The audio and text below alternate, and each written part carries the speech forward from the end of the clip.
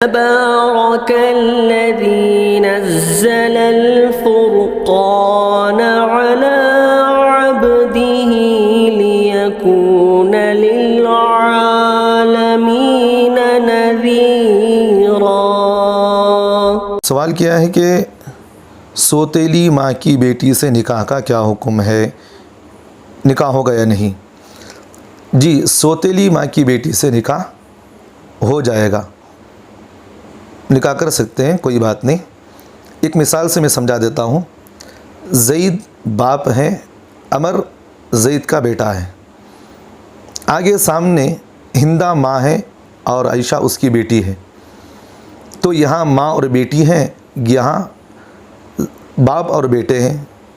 ये बाप और बेटा, अगर बाप सामने हिंदा से निकाह कर लिया और हिंदा की बेटी जो आयशा है उससे ज़ैद का बेटा जो अमर है वो निकाह कर सकता है, निकाह हो जाएगा।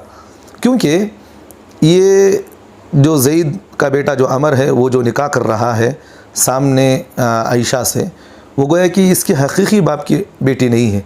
वो गोया कि हिंदा जो है वो पहले शोहर से निकाह की थी और उसकी बेटी वो साथ ले आई है, इसलिए बाप और बेटा माँ और बेटी से निकाह कर सकते हैं, निकाह हो जाएगा इससे।